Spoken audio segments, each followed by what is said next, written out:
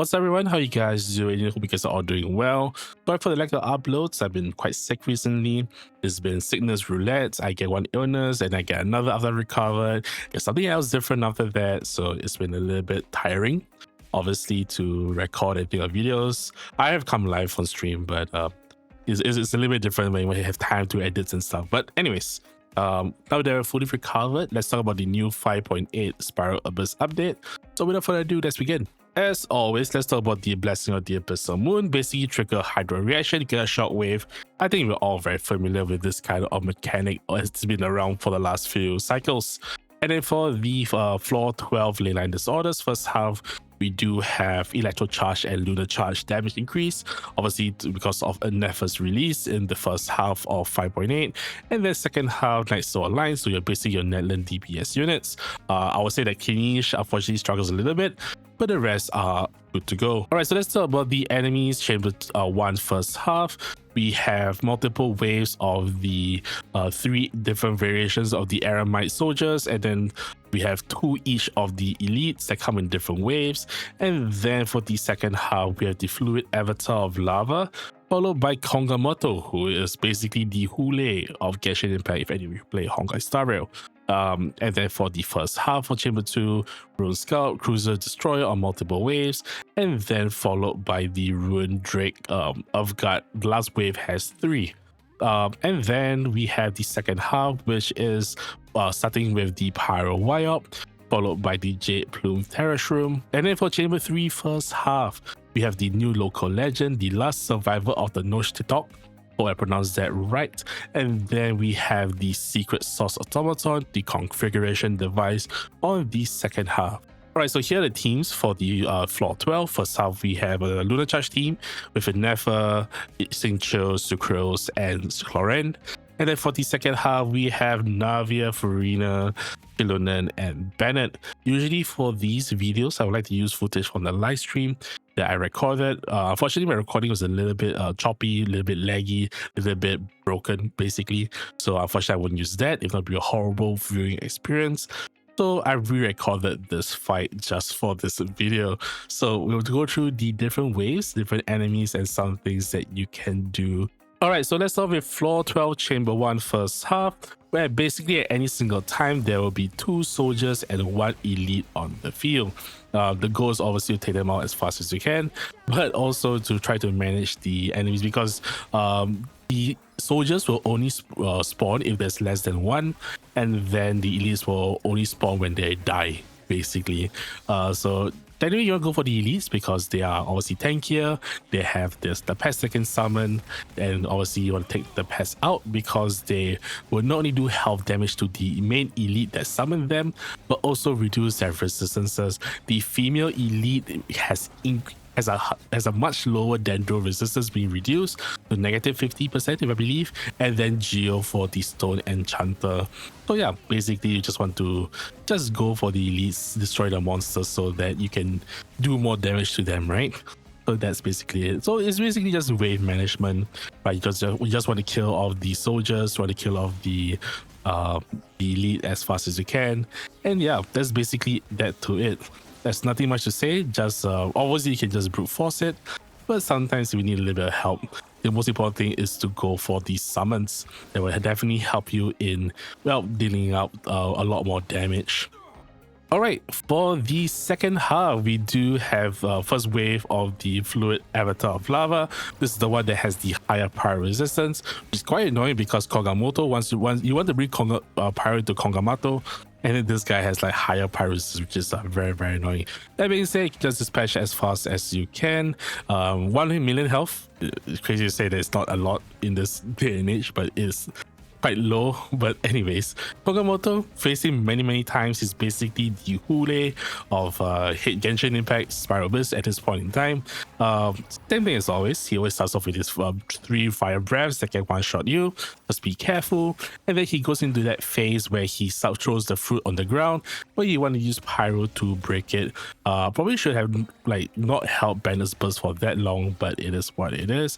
And then when he gets stunned, you know, you just like unleash all your strongest attacks, and then he repeats the cycle. At a certain threshold, he will jump into the sky, so you dodge, and then he will spin from the middle to the edge, and then from the edge to the middle. So in this case, you generally want to avoid it because he hits pretty hard in this state. But you know, and also the knockback as well. Knockback is quite annoying. But you know what? At this point in time, we are almost done with the fight. I'm just trying to save some of my energy for the next wave, for the next chamber. So we're just taking our time with like 15 seconds to go. I don't know why I keep running into the guy. Maybe it's just a habit of mine, but you know, in the end, we just like use the rest of our time to just get back our energy.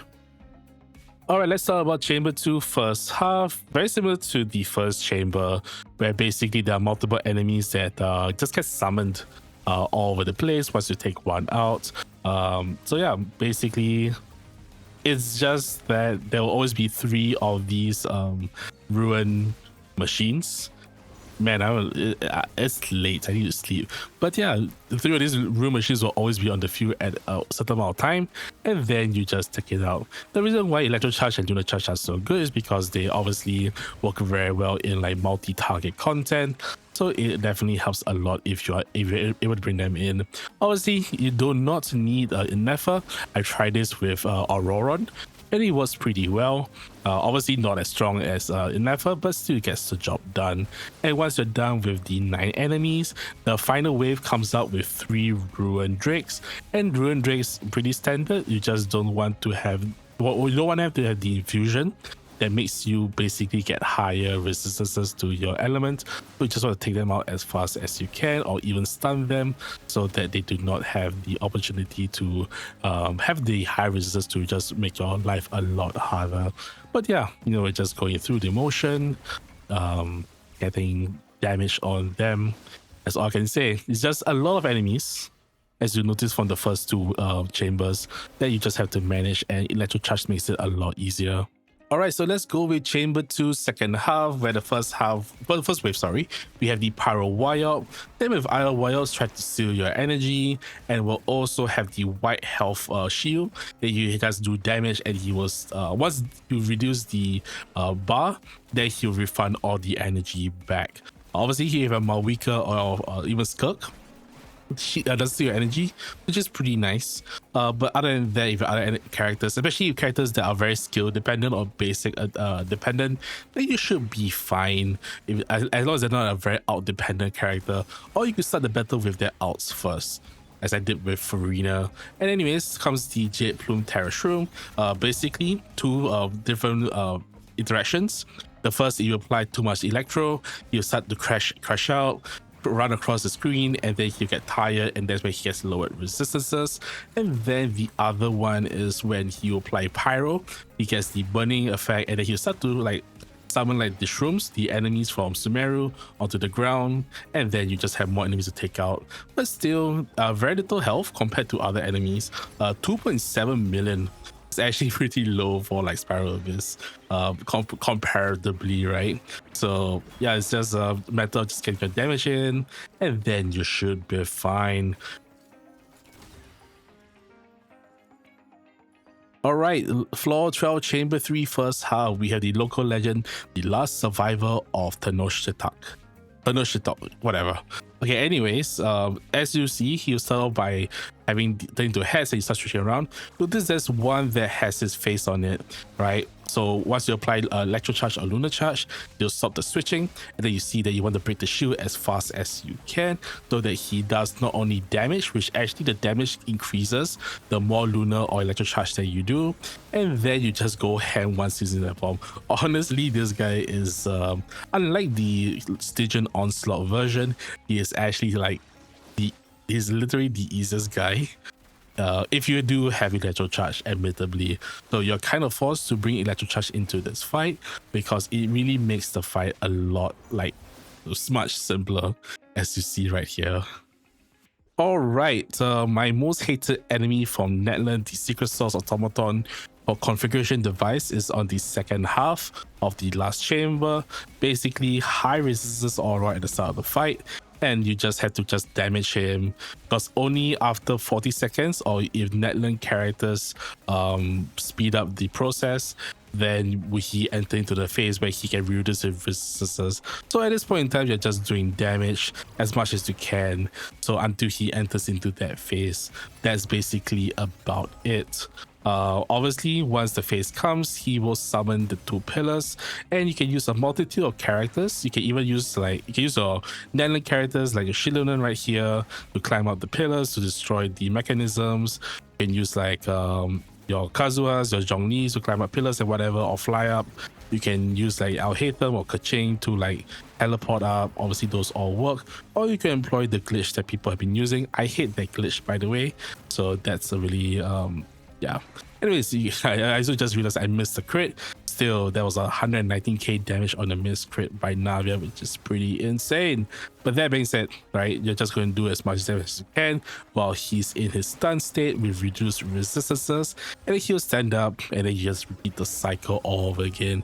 I hate this boss. I hope I can see it in Not Cry, mainly because it kind of is a character check. Because, you know, it's either you have the characters or you don't, and you employ a glitch that's so unreliable to take care of it. So hopefully this is the last time you're seeing it. Please be gone. I don't like you. But anyways, I'll see you again when the Shilunan reruns like 6.3 or something. Not leaks, by the way, I'm just guessing. But yeah, that's basically it for the gameplays. And next I'll show you the teams. Alright, so let's go through the teams. First off, you have your Nefer, 92.5%, crit rate with 172.8 crit damage, 130 EM, not EM, sorry, ER.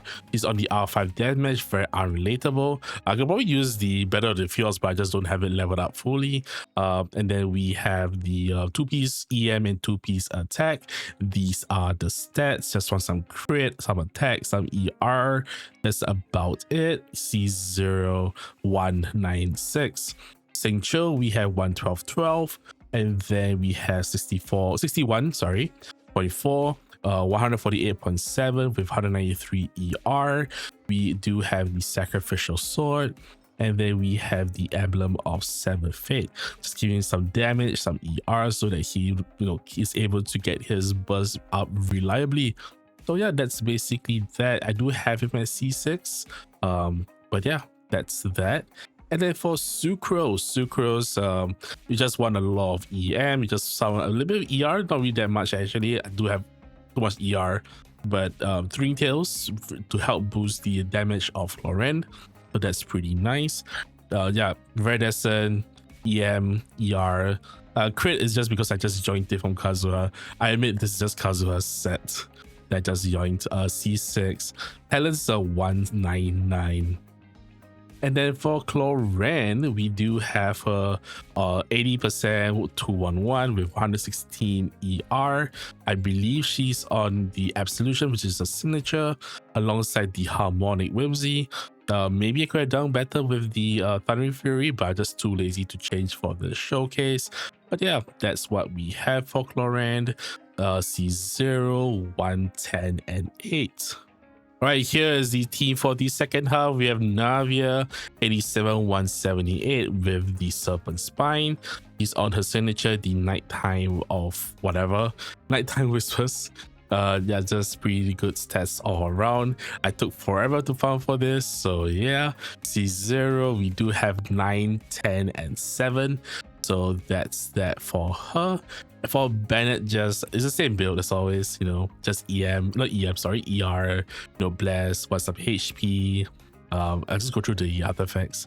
But yeah, just want some HP, some crit rate, some ER, just so that you can facilitate his healing and yeah, just being able to buzz as and when he can. And then constellations, yes, I know people always say, why do you still have it as not C6? It's because I still use Lynette, guys. And Lynette's, unfortunately, the enemy infusion gets overridden, but I might just do it. You know what? I'll do it. I'll make the people happy. But yeah. Anyways, sorry, Lynette, by the way. 1, 6, 12. I should probably crown his buzz.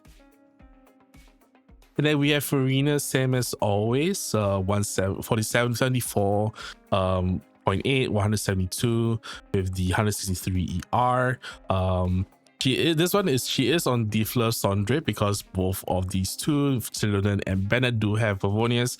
So I really would stick them on I'll just take this on if I don't have if I have other people using Favonius, which these two do. But anyways, yeah, Flusondres at R5, I fished for that. I'm the only motherfucker who should be praised for fishing in this game. I'm just kidding, by the way. But yeah, Marina artifacts, I think you've probably seen this before. I've not changed it since forever. I do have Farina C1, so that's something for us to take note. And 11010 because Farina deserves the best. And lastly, we have Shilonen. Just pretty decent stats all around, decent defense. You just want ER if you're using the Favonius. But yeah, basically that's that. Basically just some defense, some ER, and some crit rate because she's holding the Favonius weapon.